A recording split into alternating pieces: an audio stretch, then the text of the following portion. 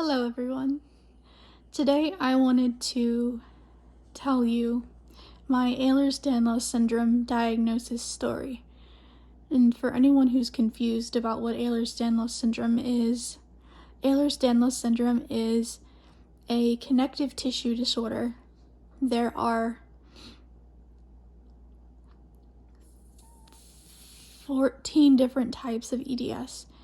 The only type that doesn't have a genetic marker is the hypermobility type, which is the type that I have. So it causes joint dislocations, joint subluxations, stretchy and velvety soft skin.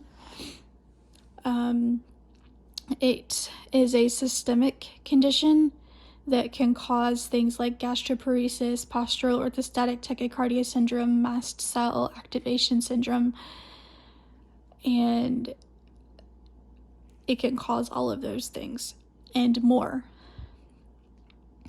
So my diagnosis journey began in 2019.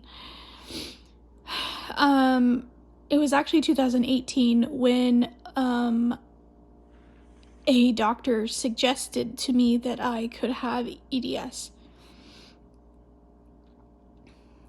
And I was like, okay, because they were asking me, had I ever dislocated joints? And I was like, yeah, I have.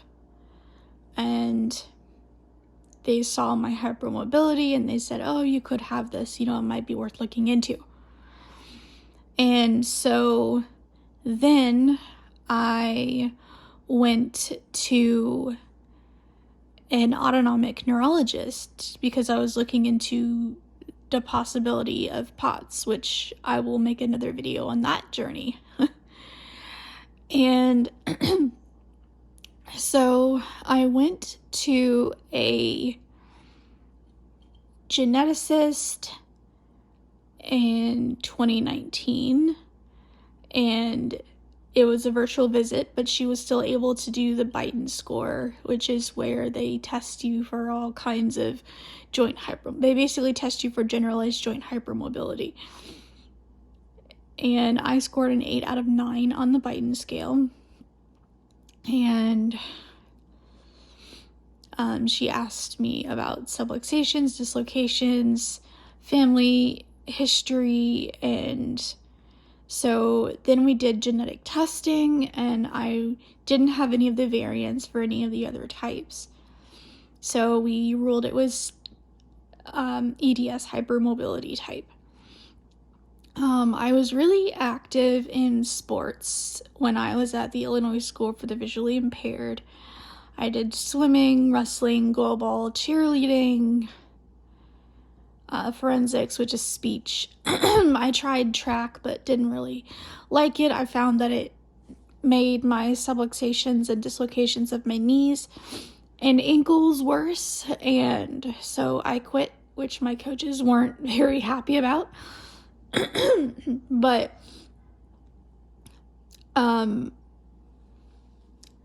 yeah, I made that decision, and I think it was a good decision.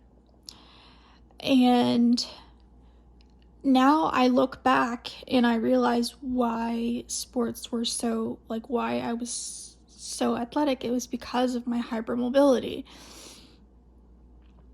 And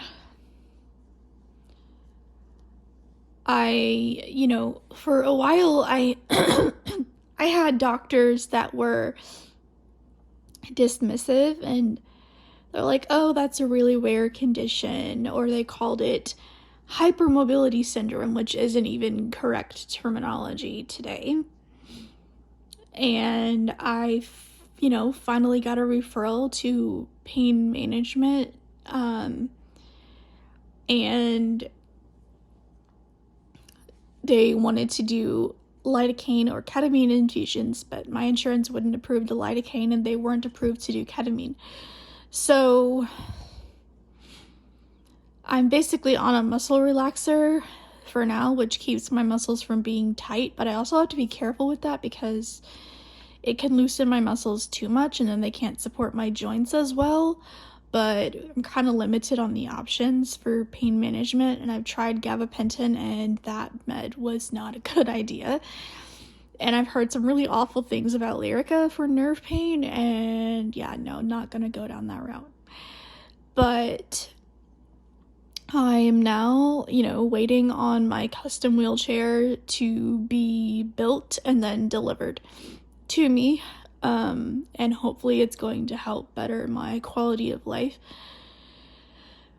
EDS makes things, like, on a daily basis, things are difficult, but I managed to overcome them, and I still, have a positive outlook. Some days are harder than others because being in constant pain is never easy, and it can make depression worse, but at the end of the day, I know there's really nothing I can do to change it, and I just have to accept it and live with it, and,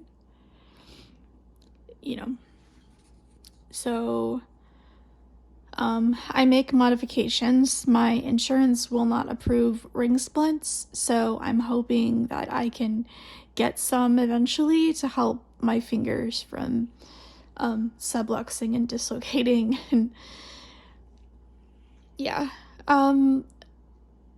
but I live the best life I can despite having Ehlers-Danlos and other health conditions.